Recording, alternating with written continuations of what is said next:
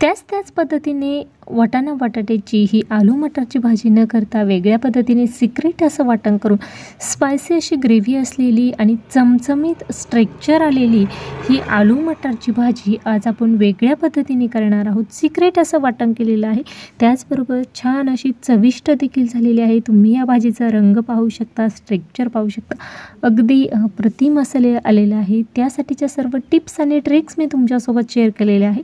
त्या सर्व जाणून घेण्यासाठी रेसिपी शेवटपर्यंत नक्कीच पहा आणि अशाच भरपूर टिप्स सहित आणि परफेक्ट रेसिपी शिकण्यासाठी कविताज किचनला सबस्क्राईब नक्कीच करा आणि आठवड्यातील 5ही दिवस येणाऱ्या माझ्या नवनवीन रेसिपीज पाहायला विसरू नका। हे पहा, छान अशी आपली चमचमीत ही आलू मटरची भाजी तयार झाली आहे। तर ही कशी तयार करायची ते आपण आता पाहणार आहोत। नमस्कार, मी कविता कविताज किचनमध्ये तुम्हा सर्वांचं खूप खूप मनापासून स्वागत करते। त्याच पद्धतीने न करता वेगळ्या पद्धतीने सिक्रेट वाटण करून आज आपण चमचमीत आलू मटारची भाजी कशी तयार करायची ते पाहणार आहोत। ही आलू मटारची भाजी करण्यासाठी जे सिक्रेट वाटण करणार आहोत, कोणती पूर्वतयारी करायची आहे ते अगोदर मी तुम्हाला सांगणार आहे। त्यासाठी साल काढून घेतलेला एक मोठ्या साईजचा बटाटा छान असा कापून पाण्यामध्ये ठेवलेला आहे। वाटाणा देखील सोलून घेतलेला आहे। त्यानंतर खोबरं, 2 लाल बेडगी मिरची, अद्रक, लसूण, त्यानंतर तमालपत्र, टोमॅटो, कोथिंबीर घेतलेली आहे आणि कांदा कापून घेतलेला आहे। एवढी सर्व पूर्वतयारी केलेली आहे।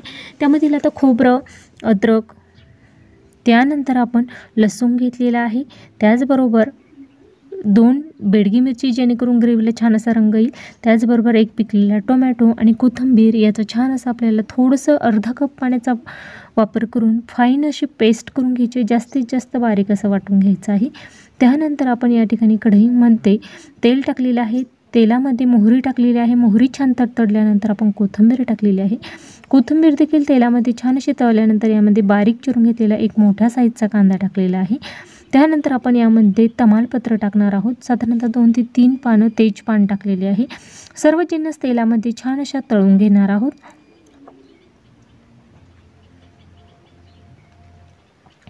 कांदा छान असा भाजल्यानंतर आपण 1 चमचा काश्मीरी लाल मिर्च पावडर, अर्धा चमचा हळद टाकलेली आहे, त्यानंतर जिरं टाकलेलं आहे 1 चमचा। आता या ठिकाणी जर तुमच्याकडे बेडगी मिरची नसेल तर तुम्ही काश्मीरी लाल मिर्च पावडर थोडीशी जास्त क्वांटिटीमध्ये वापरायची आहे। त्यानंतर अर्धी वाटी आपण जो वाटाणा घेतला होता तो टाकलेला आहे, त्याचबरोबर आपण जो साल काढून कापून घेतलेला जो बटाटा होता तो आणि कढीपत्ता टाकलेला आहे। सर्व जिन्नस आपण तेलामध्ये छान अशा तळून घेणार आहोत। या स्टेजला तुम्ही यामध्ये धना पावडर आणि गरम मसाला देखील ॲड करू शकता, परंतु मी हा बटाटा आणि वाटाणा थोडासा हलकासा शिजवून घेणार आहे। त्यानंतर यामध्ये गरम मसाला ॲड करणार आहे। आता यामध्ये आपण टाकलेला आहे 1 चमचा मीठ, अगदी लहान साईजचा 1 चमचा टाकलेला होता। तुम्ही जर पोहे खायचा चमचा घेणार असाल तर अर्धा चमचा टाकायचा आहे। अर्धा कप पाणी टाकलेलं आहे आणि झाकण ठेवून 2 ते 3 मिनिटांमध्ये आपण हा बटाटा छान असा शिजवून घेतलेला आहे। हाय फ्लेमवर शिजवलेला आहे, तुम्ही पाहू शकाल त्यामधील पाणी पूर्णपणे आटलेलं आहे। या स्टेजला मी यामध्ये 1 चमचा गरम मसाला टाकलेला आहे। हा गरम मसाला मी घरगुतीच तयार केलेला आहे, तो टाकलेला आहे। आता छान असं आपण यामध्ये मिक्स केल्यानंतर आपण जे सिक्रेट वाटण करून घेतलेलं होतं ते वाटण यामध्ये टाकणार आहोत। वाटण करताना जास्तीत जास्त फाईन असं करायचं आहे जेणेकरून आपल्या ग्रेव्हीला छान असं बाइंडिंग देखील छान असं येतं। त्यासाठी मसाला वाटताना छान असं कमीत कमी पाण्याचा वापर करून जास्तीत जास्त वाटून घ्यायचा आहे। आता आपल्याला मीडियम फ्लेमवर व्यवस्थित असा हा मसाला परतवून घ्यायचा आहे।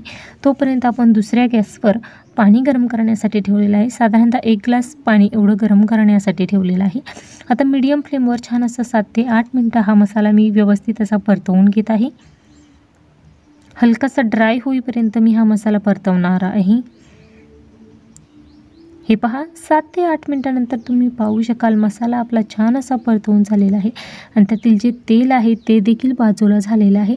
आता मिक्सरच्या भांड्याला देखील थोडासा मसाला होता, त्यामध्ये थोडंसं पाणी टाकून मी ते पाणी यामध्ये ॲड केलेलं आहे। या ठिकाणी अन्न आपल्याला वाया जाऊन द्यायचं नाही। मिक्सरच्या भांड्यामध्ये जो मसाला होता तो देखील मी यामध्ये थोडंसं पाणी टाकून तो टाकलेला आहे। त्यानंतर आपल्याला आवश्यकतेनुसार यामध्ये गरम पाणी वापरायचं आहे। आता तुम्हाला ग्रेव्ही कितपत घट्ट किंवा पातळ ठेवायची आहे त्या अंदाजानुसार तुम्ही पाणी वापरू शकता, परंतु साधारणतः 2 ते 3 लोकांना पुरेल या क्वांटिटीमध्ये मी ही आलू मटारची भाजी करत आहे।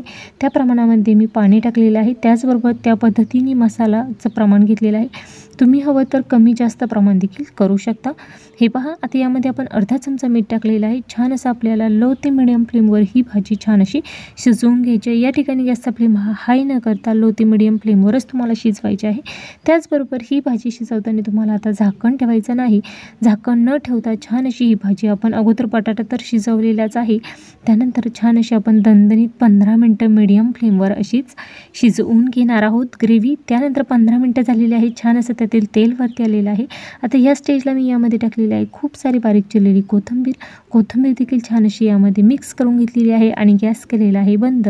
छान अशी आपली ही चमचमीत आलू मटारची वाटाणा बटाट्याची भाजी तयार झालेली आहे।